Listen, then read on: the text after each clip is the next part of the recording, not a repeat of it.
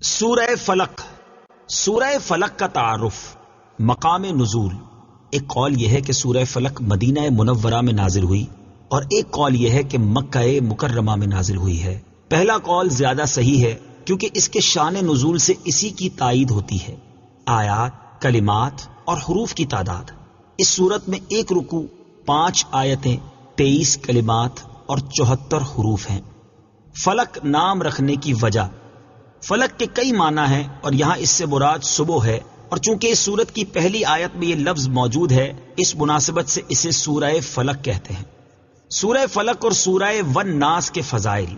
احادیث میں سورہ فلق اور سورہ والناس کے بہت فضائل بیان کیے گئے ہیں. ان میں سے 3 فضائل سماعت فرمائیے. نمبر 1، حضرت عقبہ بن عامر رضی اللہ تعالی عنہ سے روایت ہے. مسلم شریف کی حدیث ہے، نبی کریم صلی اللہ تعالی علیہ وآلہ وسلم نے ارشاد فرمایا، کیا تم نے نہیں دیکھا کہ آج رات مجھ پر ایسی آیتیں نازل ہوئی ہیں جن کی مثل نہیں دیکھی گئی؟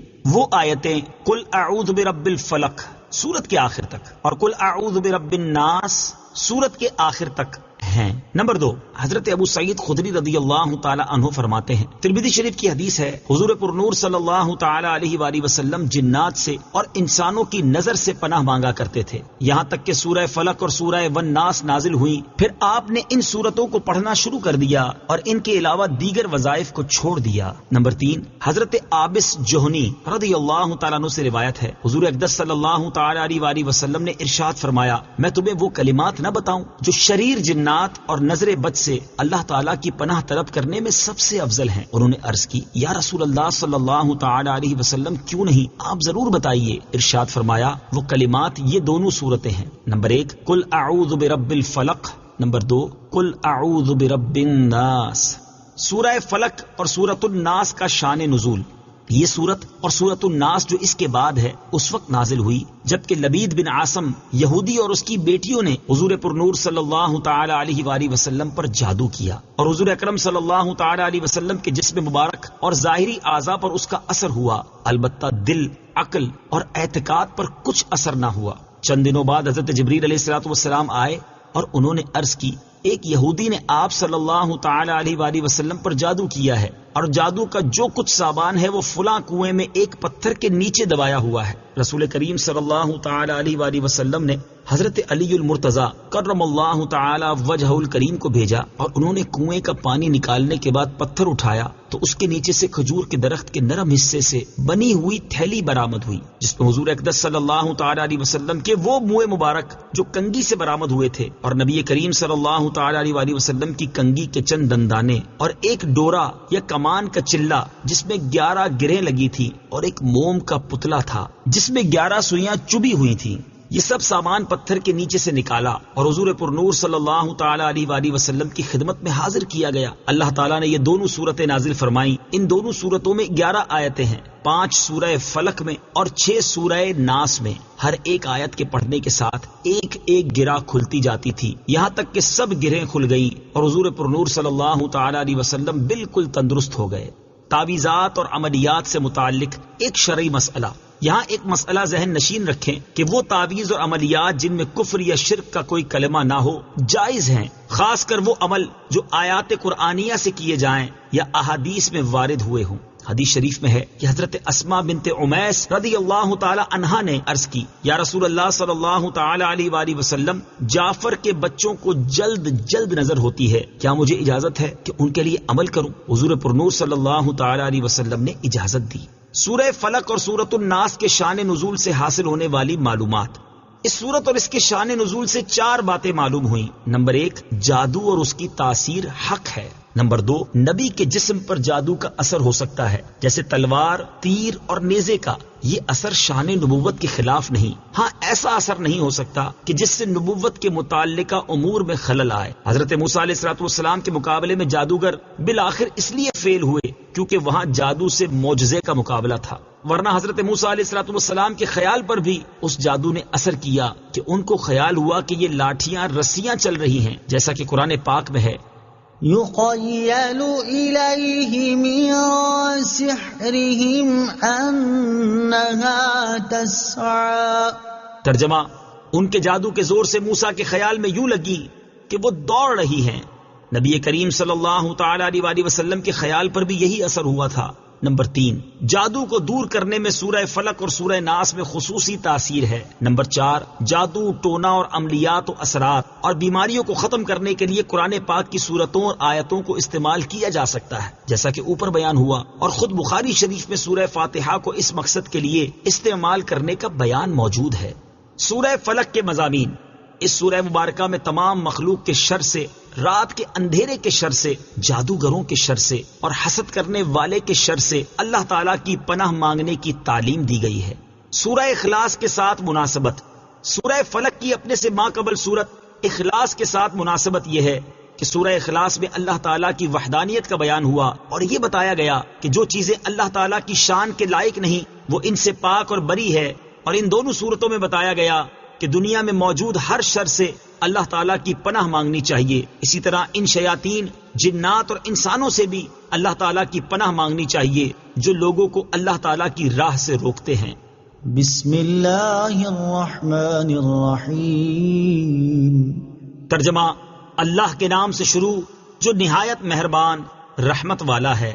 قل اعوذ برب الفلق من شر ما خلق ومن شر غاسق اذا وقب ومن شر النفاثات في العقد ومن شر حاسد اذا حسد۔ ترجمہ، تم فرماؤ میں صبح کے رب کی پناہ لیتا ہوں، اس کی تمام مخلوق کے شر سے اور سخت اندھیری رات کے شر سے جب وہ چھا جائے، اور ان عورتوں کے شر سے جو گروں میں پھونکے مارتی ہیں، اور حسد والے کے شر سے جب وہ حسد کرے۔ قل اعوذ برب الفلق۔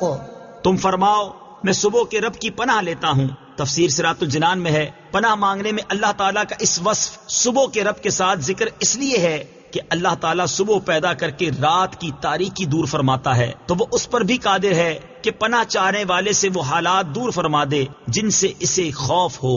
نیز جس طرح تاریک رات میں آدمی صبح طلوع ہونے کا انتظار کرتا ہے، اسی طرح خوف زدہ آدمی امن اور راحت کا منتظر رہتا ہے۔ اس کے علاوہ صبح مجبور و لاچار لوگوں کی دعاؤں کا اور ان کے قبول ہونے کا وقت ہے، تو اس آیت سے مراد یہ ہوئی کہ جس وقت کرب اور غم والوں کو آسانیاں دی جاتی ہیں اور دعائیں قبول کی جاتی ہیں، میں اس وقت کو پیدا کرنے والے کی پناہ چاہتا ہوں۔ ایک قول یہ بھی ہے کہ فلق جہنم میں ایک وادی ہے۔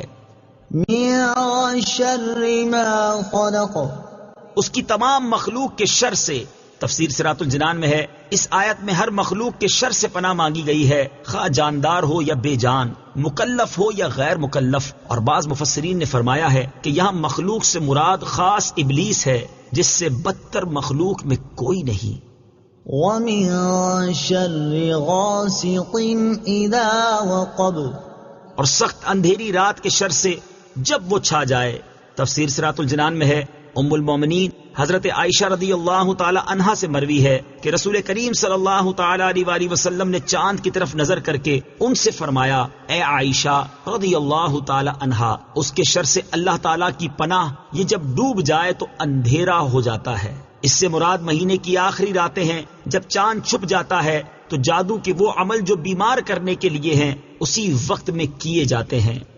ومن شر النفاثات في العقد، اور ان عورتوں کے شر سے جو گروہ میں پھونکے مارتی ہیں۔ تفسیر صراط الجنان میں ہے، یعنی جادوگر عورتوں کے شر سے پناہ مانگتا ہوں جو ڈوروں میں گرا لگا لگا کر ان میں جادو کے منتر پڑھ پڑھ کر پھونکتی ہیں، جیسا کہ لبید کی لڑکیوں نے نبی کریم صلی اللہ تعالی علیہ وسلم پر جادو کرنے کے لیے کیا تھا۔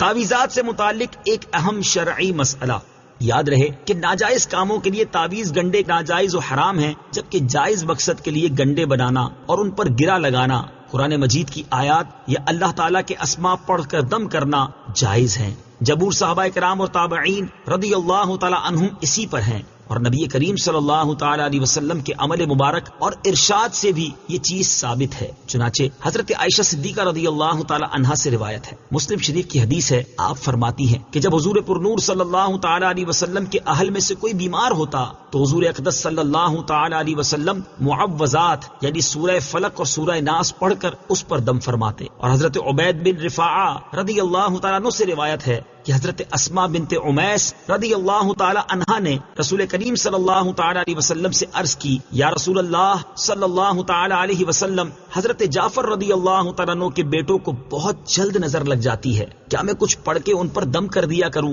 ارشاد فرمایا، ہاں، کیونکہ اگر کوئی چیز تقدیر سے سبقت لے جا سکتی تو نظر ضرور اس سے سبقت لے جاتی۔ وَمِن شَرِّ حَاسِدٍ إِذَا حَسَدَ، اور حسد والے کے شر سے جب وہ حسد کرے۔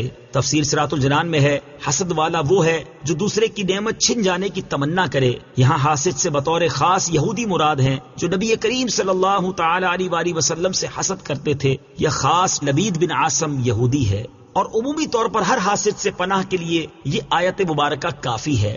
حسد بدترین صفت ہے اور یہی سب سے پہلا گناہ ہے جو آسمان میں ابلیس سے سرزد ہوا اور زمین میں قابیل سے۔ حسد کے مقابلے میں رشک ہوتا ہے، اور وہ یہ ہے جس میں اپنے لیے بھی اسی نعمت کی تمنا ہوتی ہے جو دوسرے کے پاس ہے، لیکن دوسرے سے چھن جانے کی تمنا اس میں نہیں ہوتی۔ اس صورت مبارکہ سے معلوم ہوا کہ جادو اور حسد بدترین جرائم ہیں کہ عام شروں کے بعد ان کا ذکر خصوصیت سے فرمایا گیا۔ صدق اللہ